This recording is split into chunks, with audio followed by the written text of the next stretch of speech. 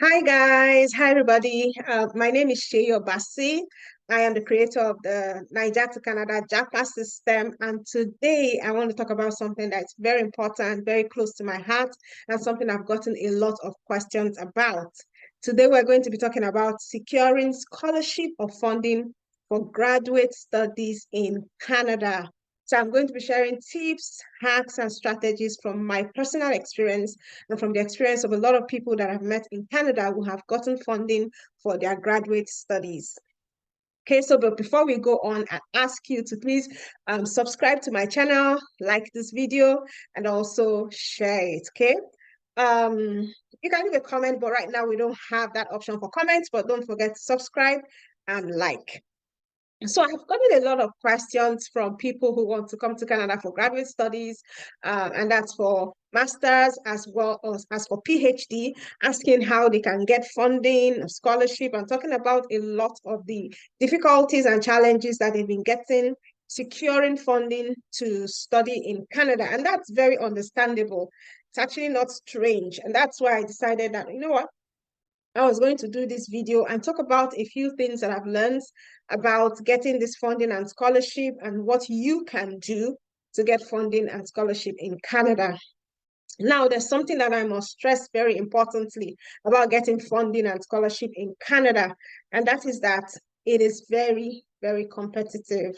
Yeah, there are a lot of people who are wanting to come to Canada because unlike probably other locations like the US or the UK or Australia, Canada offers a way to permanent residence for international students. So it's getting very, very competitive. And then Canada doesn't have as much schools as in the USA, for example. The USA has like thousands of schools, but Canada has very few schools, maybe a couple of hundred schools, and everybody, all these thousands of people who are trying to come to Canada looking for funding are coming to this same school. So it's getting competitive, and it's even getting more competitive as the year goes by.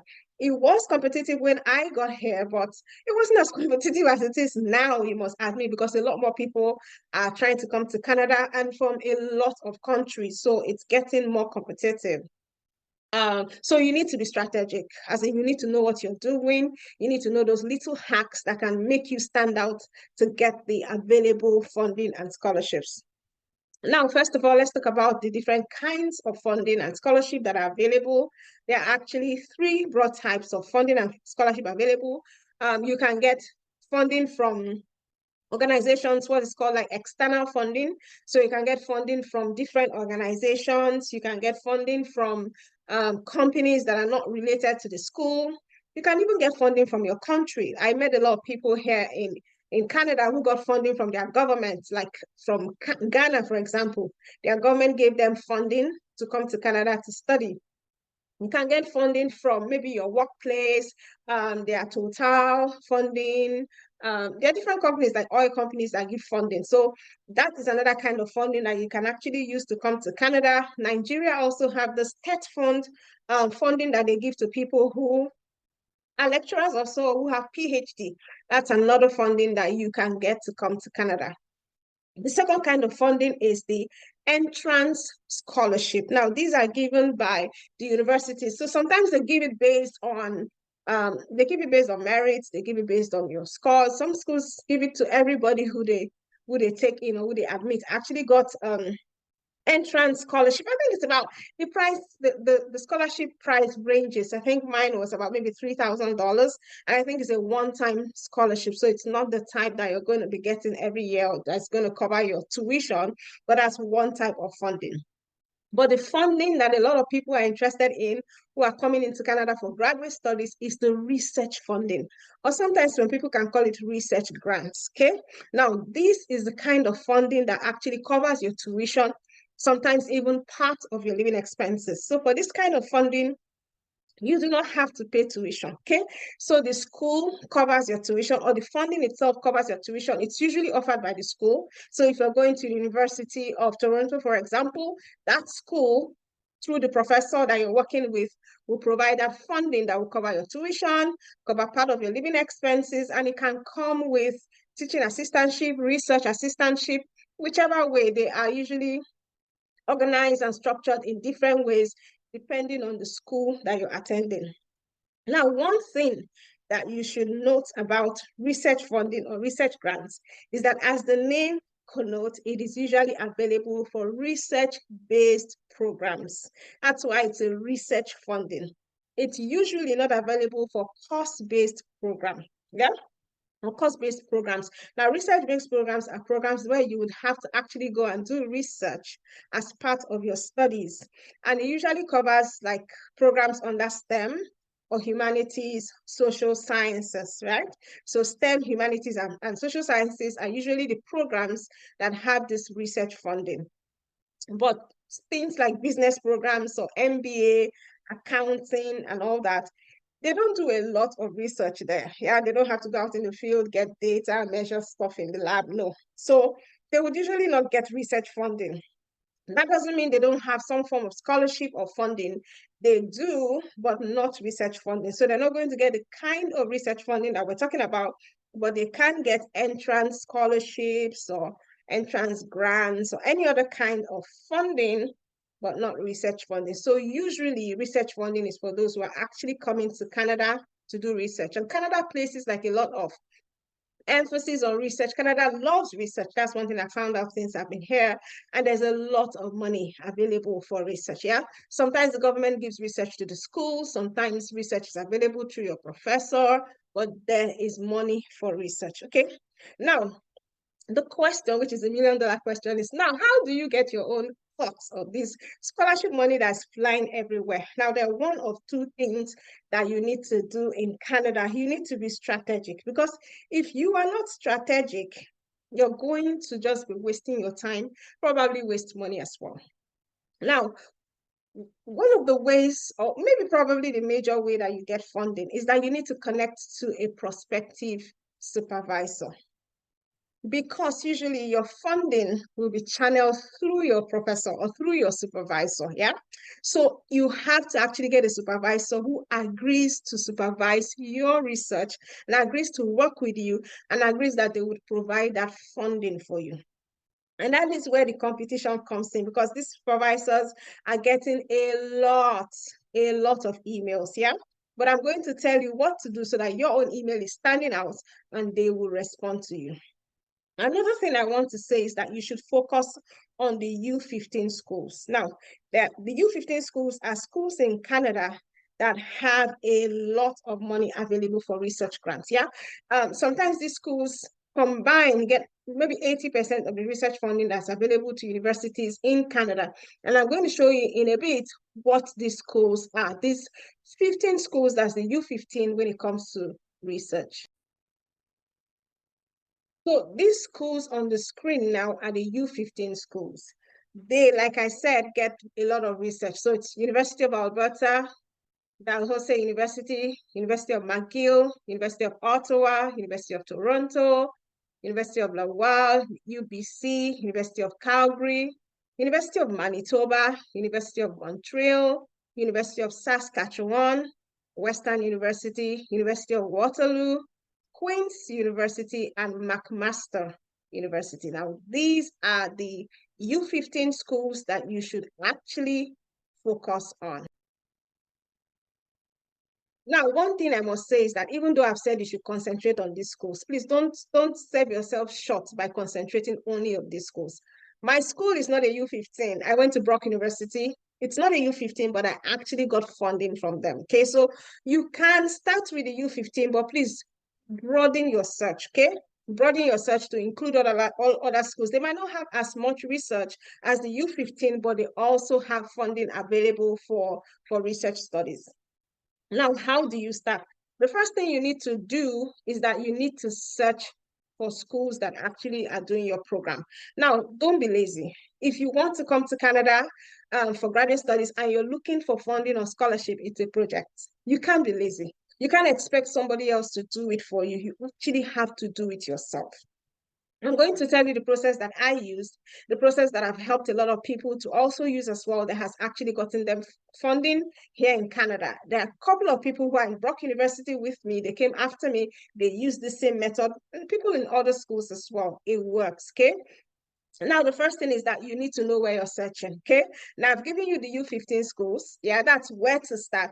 But you also need to search all the schools in Canada, okay? Now, I searched all the schools. Now, there are not so many schools, like I said initially, so it's not as if you'll be searching forever, but you need to actually dedicate time in your day for this. So there's a DLI list, Designated Learning Institute. You must go to a DLI if you want to get your post-graduation work permit after you finish studying. So what you can do is that you can start looking at all the schools in the DLI one by one, yeah, to identify the schools that actually have the program that you're going for. Now, one thing about the programs in Canada that I must mention out is that sometimes the names that you're looking for is not actually the name that the program is called here, yeah.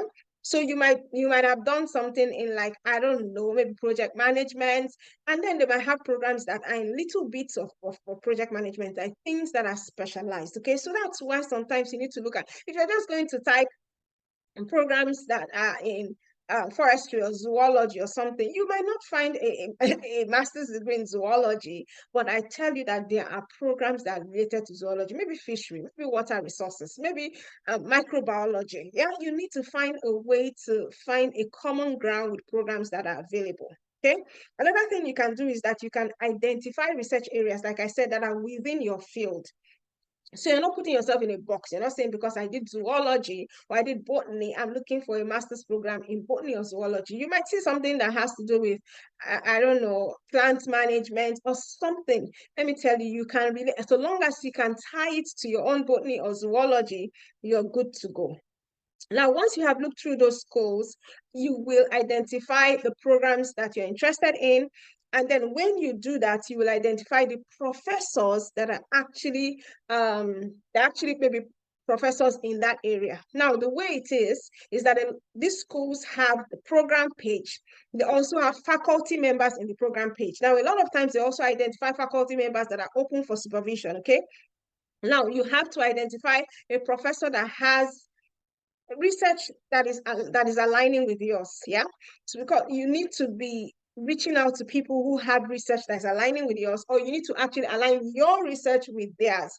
Because if you're pitching something to them that is not in their area, they won't be interested, right? If someone is coming to tell you something about plant biology, but you're somebody who is doing animal biology, you probably not be interested, except the person can bring like a contemporary research topic that actually links the plant biology and the animal biology in a very sweet way or contemporary way, then that might spark your interest. You need to be able to spark the interest of these professors. So how do you do that? Number one, you have to read their papers, okay? Now you identify a professor, their papers, read their last 2, 3 or so papers. Go on Google Scholar and search for them. And read their research so that you understand from their last 2 or 3 papers what they are doing, where the research is going, if there's any contemporary research topic that you can preach to them that would interest them. Sometimes they'll also have personal blog pages where they talk about their research, what their interest is, what they're hoping to be able to do in the future. This is like expo for you. Those are the things that will help you to be able to craft, an email or a research topic that will actually interest them. Now, there are some programs, some research programs where the school will say, don't bother to contact the supervisor, who will attach you to the supervisor when you get admitted. Now, that is fine, all well and good, but I also tell people who I work with that despite what that school says, that's their own. Oh, you to try and still contact a supervisor. You do know the reason why? It's because they get a lot of students, yeah? And they can't take everybody.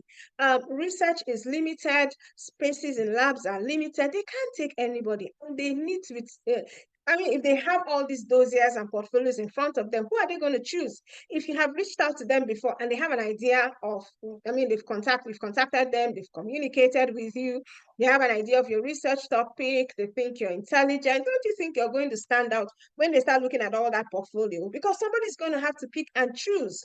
And there has to be something that they are picking and choosing from. So it goes beyond what your GPA is. They also look at your research topic. The supervisor also has a chance to be able to choose and say, okay, you know what, I like this person's research or I don't like this person's research, and make a decision. Yeah. So even if they say don't reach out, please do reach out. Now, when you are reaching out to the supervisors, you have to be strategic. There are 2 parts to this. Number one, you be organized. And number two, you make sure that the emails that you're sending out are on point. Now, how do you stay organized? You stay organized, usually, I would say, get an Excel sheet. Like when I was doing I had this Excel sheet where I'll put the name of the school, the program that I'm reaching out to, the name of the professor, the date I reach out to them, the date I sent a reminder, the date they came back to me or they didn't come back to me, and then I'll have comments. So it helps me to stay focused so that I'm not sending an email over and over to the same professor, or I'm not remembering whether they sent me a response or not, whether I need to send a reminder. It helps me to stay kind of focused, okay? So, and you want to do that to stay focused. Now, the second thing you need to do is that you need to be sending cold emails. Now, the reason this is cold emails is because you're sending emails to prospective supervisors who don't know you, like they don't know you from Adam or Eve. You're reaching out to them cold. That's why it's called emails. Yeah. So I mean, these are prospective supervisors. You're reaching out to them cold emails. There needs to be a reason why they should respond to your email. Your email has to have a subject that attracts them. It has to have, and then when they actually go ahead and open the emails, it has to be something that is attractive to them. So your email must be very strategic. It must be well written, and it must sell you.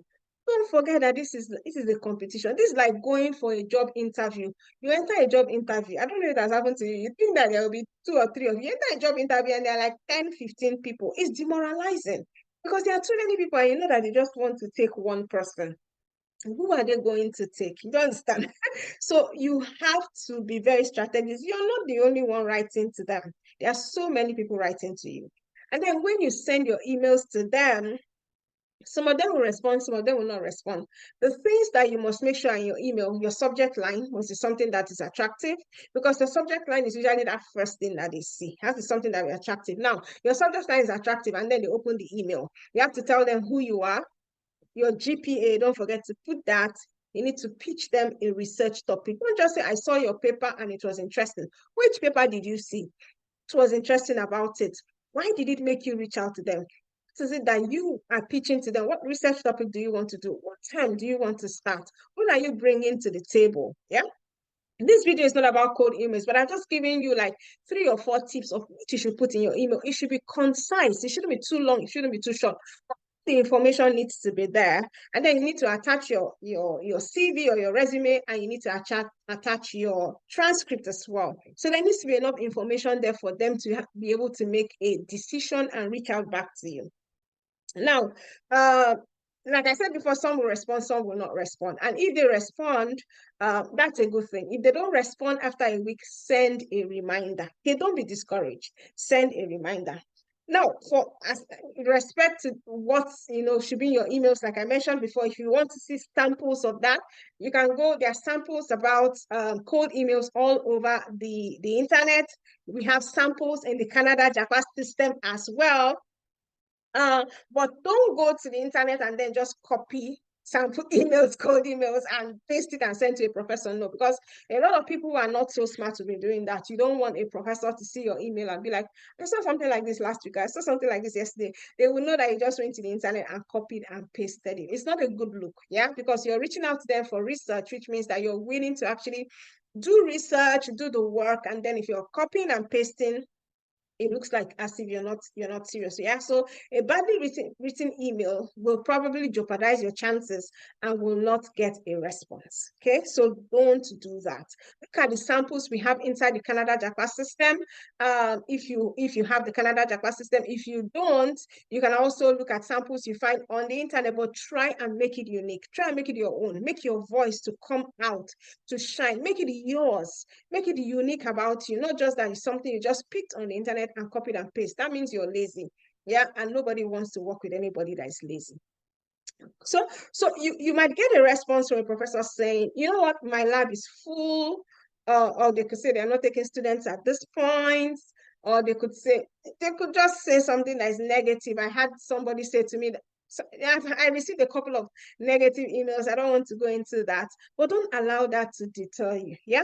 This is warfare. This is competition. If somebody says, my lab is full, I'm not taking students, fine, move on to the next one.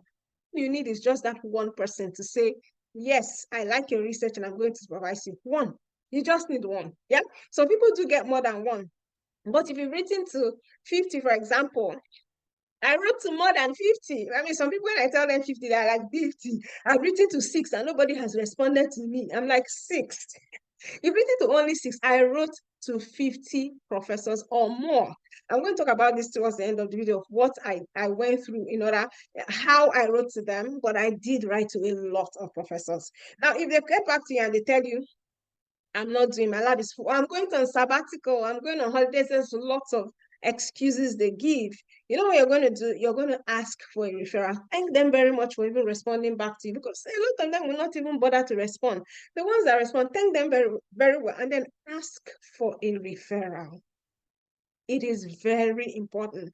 Ask for a referral. That I understand you're not going to taking you're not going to be taking students in your lab, or you're going on sabbatical. Do you have any other professor that you could refer me to? The professor I finally worked with at Brock University, I got her by referral. That's why I'm saying this one. The professor actually reached out to, was going on sabbatical and referred me to her. Just, and I think because I was referred from a senior colleague, he was a senior colleague of hers, it opened the door for her to sort of, look at my proposal a bit more. And then we got talking. So ask for referral, okay? And then if you've sent emails to all the professors and they are not reaching out to you, because I get people complaining that all the professors are not reaching out, the ones that are reaching out are negative, you can reach out to the graduate coordinator of that school, okay? All the programs usually have a graduate coordinator, which is like the person that's actually in charge of graduate school. You can reach out to them. I don't know if they will have a solution, but I've heard stories of people who have reached out to graduate coordinators and they've been able to probably recommend someone. Those graduate coordinators are also professors to look at your research and take you themselves. So they might give you an advice or tell you go to this school or reach out to this person. We're not leaving any chances, okay? So contact the graduate supervisor, send reminders to professors who have not responded to you, for example, send them reminders every week. There's somebody I met who told me that she wasn't getting reminders, and she actually looked for the phone number of the professor, called him, all the way from Nigeria to Canada. That doesn't happen, because she said she spent a lot of time on the phone to this man. There were two of them. The first one she spent a lot of time speaking to did not even take her at the end of the day. She spent a lot of money. But the second one, because of her persistence, he's sort of like, okay, you know what, I'm going to look at your proposal, I'll look at your email. He did, and that's the person she's working with today. She would not give up. I mean, she had been refused before. She was trying to get a supervisor. It was taking too long. She had to reach out to them by phone. So that's the kind of passionate spirit that you need for this. So let's say at the end of the day, the professor has read your email, he likes it, and then he or she likes it and reaches out to you and say, you know what, I like it, I want to talk a bit more. Can we arrange like a Zoom meeting or a Skype meeting? It used to be Skype or a Zoom meeting these days. Then a lot of people start shaking. Then I say, what are they going to ask me? What am I going to say? Oh my God, this is the moment of truth for you. Someone wants to have a meeting with you. If you mess this up, then, I mean, you're not going to forgive yourself. So at this point, you would have read their papers. If you haven't read their papers or you've forgotten what is in their papers, you can get their latest papers and read it very well. I even went to the point of reading about my professor's personal life, like her family. There's not a lot of information sometimes. Some people are very private, but as much information as you can get about this person in terms of hobbies, in terms of what they like to do, go to their Facebook page, search for them on Twitter, search for them on Instagram, just get a little bit of what they are, because by the time you're having a conversation with them, you also want to chip in a little bit of personal things, and you want to be talking about the right things. So you don't want to talk about something that is probably alien to what they don't, alien to them, maybe something they don't like, which is obvious, and they will think that if this person had Googled me, they would have seen this, yeah? You don't want to put them off like that. And then when you do have that conversation with them, you want to sound smart. Please, I beg you. You want to sound smart. If you're in a country where NEPA gives problem, where there's electricity problem, make sure that you're connected to a good internet and you have good light source, so that your meeting is not interrupted for anything. Your life depends on it. Yeah, your future depends on it. Your destiny depends on it. So make sure that you have good internet. I've heard all sorts of horror stories. I can't go into the horror stories of NEPA.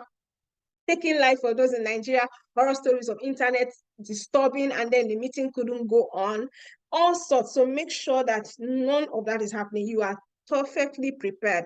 In the JAPA system, we have tips for interviews with professors, what you need to say to them, questions you can ask them, how you can prepare. These all are taught inside the JAPA system. Now, one thing you need to be also showing the professor when you reach out to them by cold email and when eventually they supervise you and eventually they reach out to you for a call. And these things you can also put in your CV, on your resume, is your experience. You need to show that you're interested in that research area. You don't have to have written a paper or have a research paper or publication in that area. No, but show by maybe taking all these free courses. When I was coming here to Canada, just before I came, I took all these free courses. I went to Udemy. I went to all these courses where I could get some. I paid as little as $10, but it showed that I was interested in this research topic. I kept gathering little certificates here and there, joining one organization or the other. I put all that in my CV to make it look like this is something that I understand, so that by the time they are reaching out to you and they are looking through your resume, they are impressed already. You are there to wow them all, because you're not the only one they are talking with. They are probably going to also talk to a couple other people, depending on their schedule and maybe their interests. Some of them can only take a few people. They can only take one or two people. So they're going to only be taking the people that actually impress them. And you want to impress them. This is the only way that you will get this funding. You want to impress them. So when they finally reach out to you by email, they're going to be asking questions about your research, asking questions about their own research, wanting to know why you chose them. Speak intelligently. If you have to read all their papers, like I said before, read their papers, understand their research. Come up with contemporary or interesting angles to their research, interesting angles that will interest them. You can connect their research with something that is happening recently, maybe something like recently like COVID, anything happening recently that's contemporary. They like all these things that will, make their own research stands out, because the professors as well, research is like the backbone of what they're doing. They have to be putting out papers, they have to stay relevant and all that. So if they see a student who is hot, cha-cha, and then you show yourself to be intelligent, they will be interested. Because like I've said before, and I'm saying again, this is competition. So when you finally are able to have that meeting with them, be focused, have questions that you're going to ask them, 2 or 3 questions to ask them, be interested, smile, ask those questions, and sound intelligent. I'm telling you, if you do well, that is it. You just need that one person to say, yes, I will supervise you. And that is it. Your life has changed. You have a great opportunity to come to Canada. So like I said before, what you need to do is that be choosing a program. Look through all the schools in the DLI. You have to connect to every school, professors in every school that actually has your program or something related to your program. You don't want to limit it to 5 or 6 professors. You don't want to limit it to 5 or 6 schools. Try the U15 and then every other school in all the other provinces in the DLI list, reach out to them. Now, by the time you find these professors, list them. Have your research Excel sheet. List out their names, list out their emails, list out their research topic. Take time to read their papers, 1 or 2 of their papers, okay? So that you can understand their papers, understand what their research topic is, come up with a research that you put in your email. You're not sending the same email to all of them. Don't forget to. They're sending an email that actually matches their own research topic. So don't have one template and say, copy and paste. Go work. Don't do that, okay? You're reaching out to them, they have that cold email. If they reach out to you and say, I'm not taking students, thank them very much, ask for a referral. If they reach out and they're interested and they want to set up a Skype or a Zoom meeting, then you got to prepare for that, read their papers, have intelligent questions to ask, and you're good to go.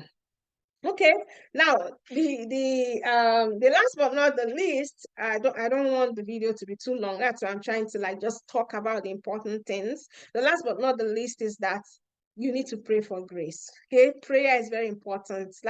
This is not something you're going to do by your own power. Remember what I talked about, that when I was doing my own, Like I was working, I was a mother, I was a wife, I was working.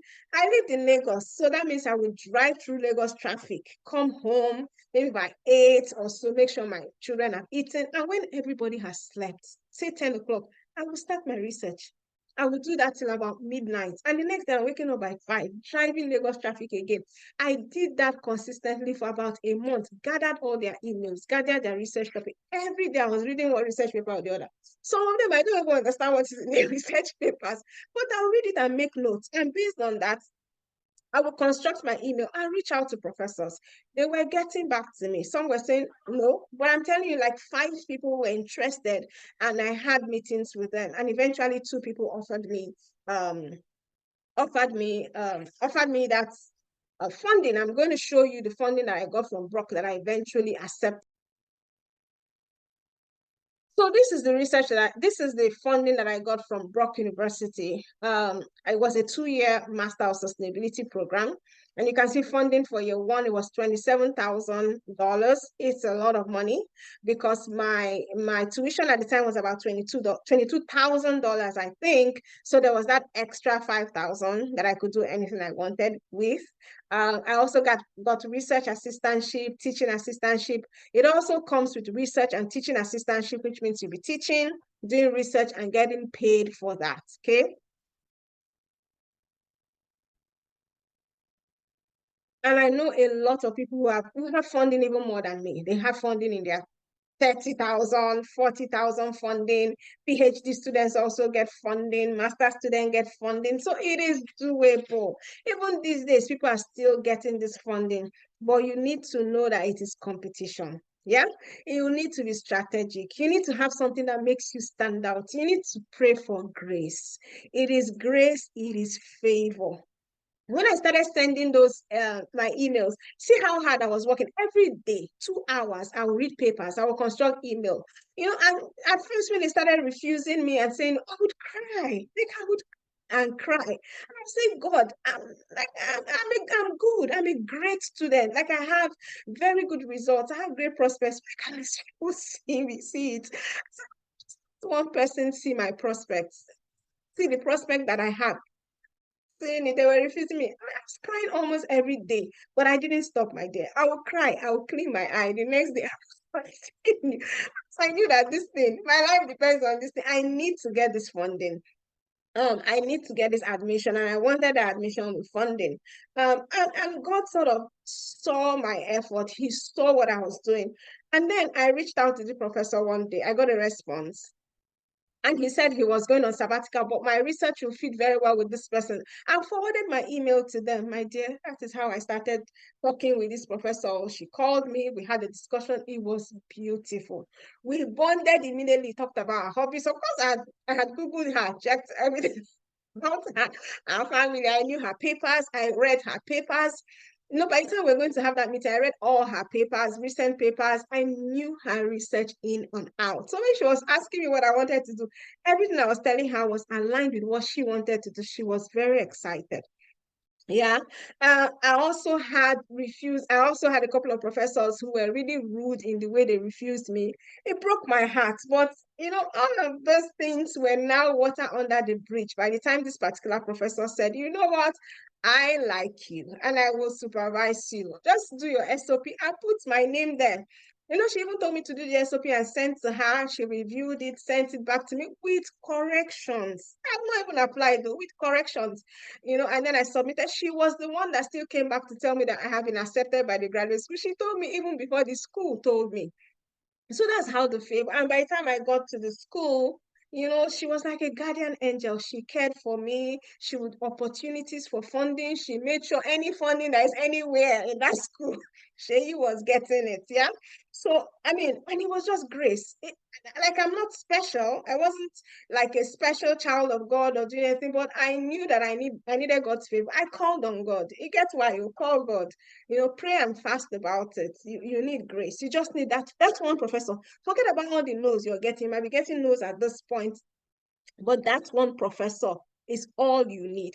And if you need step-by-step guide, someone who actually review your emails, probably review your SOPs, and tell you what to do, join you in also looking for these programs and all, you can get the Niger to Canada JAPA system. The Niger to Canada JAPA system is my signature program. It's a step-by-step guide that holds you by the hand from getting admission, teaches you about sending these cold emails, getting funding, and then at the end of the day, also preparing for visa application, submitting your visa for yourself or together with your family. We've helped hundreds of people. I was doing it for free before maybe I came to Canada, I started helping people. I mean, anybody, I'll call my friend, be like, do this, do this, do that. Some people didn't listen at that time, but they are listening now, and it's getting more competitive. So the Niger to Canada JAPA system will help you if you need a step-by-step guide. And that's it. Thank you very much. I hope that this video was really valuable for those who are coming to graduate school and are looking for funding and scholarship. Please like and subscribe to this to my channel, like the video. I share lots of useful stuff. I also share useful stuff on Instagram and Twitter. My handles on those both of those places is Sheyi Speaks, at Sheyi Speaks on Twitter, at Sheyi Speaks, and on Instagram at Sheyi Speaks. So I'm so glad that you're here with me. I hope that you join us in the Niger to Canada JAPA system as well. And I'm going to try and do another video where we're talking more about these cold emails, what to write in the cold emails, how to construct your SOPs at the end of the day so that you can get admission into universities in Canada that actually offer funding and scholarship. So thank you very much. I'm wishing you the very best in your Canada studies, and I hope it really goes well with you. Don't forget, subscribe to this channel, like it, and then I'm going to see you in the next video.